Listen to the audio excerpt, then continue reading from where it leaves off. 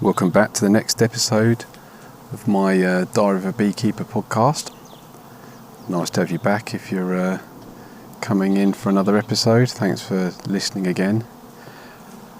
It's quite a warm day today. I think it's about 20 degrees, very humid, quite damp underfoot here with the grass, so it's been a bit of a sweaty visit to the apiary today.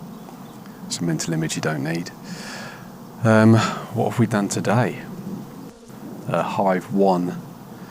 That has been... it's a tale of two hives today, really. Hive 1, last week of varroa treatment.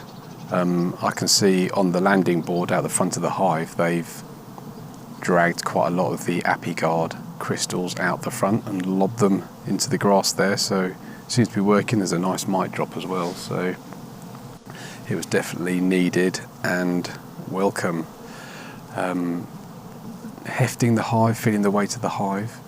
It's quite light still, but I've been through and had a little look in the brood nest and on the super on top. There is stores in there, it's just quite light, and I think that one's definitely going to need feeding. Probably from next week, I think. There does seem to be a bit of a flow on at the moment. I can only assume it's most likely ivy coming into flower, judging by the colour of the pollen. So that's quite a welcome bit of stores coming in. They seem to be happily doing that. Hive 2 is booming, very heavy, absolutely chock-a-block with bees. I've changed the varroa tray on that one today. Excuse me.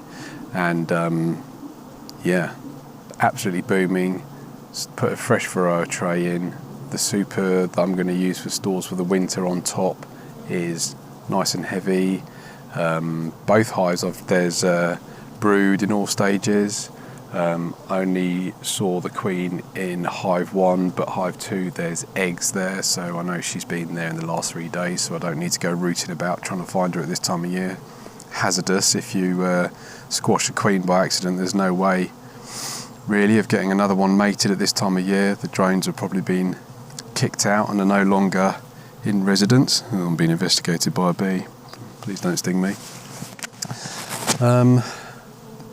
On the wildlife front, it's quite interesting here today. The swallows are still about. They're still congregating in larger groups, getting ready to make the move back to Africa.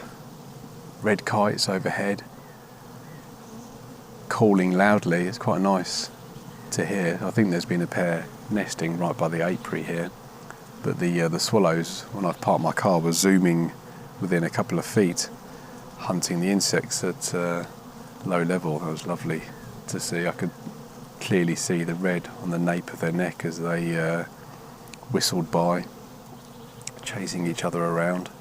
But the fun thing for me today was, probably not for the bees, I saw a European hornet was hawking in front of both of my hives, picking off bees. I've never seen that before. And had the audacity to land on my hand as I was going through Hive 1. So yeah, I'm just going to live and let live.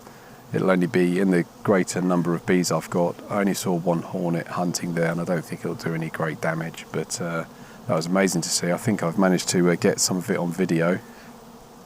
If you're interested, you can look for me on Instagram, which is Briggsy, BR1GSY, BR1GSY. I'll try and post some footage of my little visit here, and hopefully of the hornet. I tried to film it on my phone. After that, it's apiary management time, and did a bit of strimming, and then tried to do some scything without cutting my ankles off. So if you want to see some hilarious scything action, I think I filmed some of that as well, so you can laugh at my technique. Just generally in the area, speaking to the people that own the land I keep the bees on, a bit of a worry about planning permission in the neighbouring field. It's ongoing. The people that own the land are trying to get planning permission to build a huge housing complex on it, which will butt up close to where my bees are, which hopefully won't impact the land here, but it may cause a ripple effect of people moving, change of ownership, access issues, all that sort of thing. But early days yet, but the field next to where I keep the bees has been completely levelled down to grass level. They've been augering for minerals. I can see they found a chalk seam. I know they've been taking wildlife samples. There was a family of deer that lived there. The 4 I've seen in there, partridge, pheasants. I know the whitethroats come over and have been breeding here. Well, I don't know about breeding. They've certainly had a residence here in the summer. They've gone back now. But that'd be a great shame if that gets built on. But fingers crossed.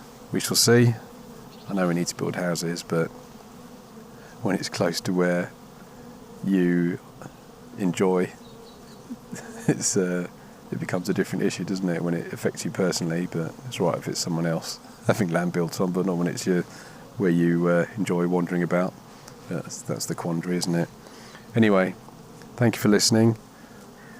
Let's see if I can sound less Australian in this episode than I did in the last one. Catch you later. I forgot to mention, whilst I was out in the field, I placed a microphone within the hive so you can hear some of the strange and interesting social noises the bees make between each other against the frames. You'll be able to hear a lot of buzzes and interesting noises you might like to enjoy. So there's about 30 seconds of that at the end of this recording. Hope you enjoy it.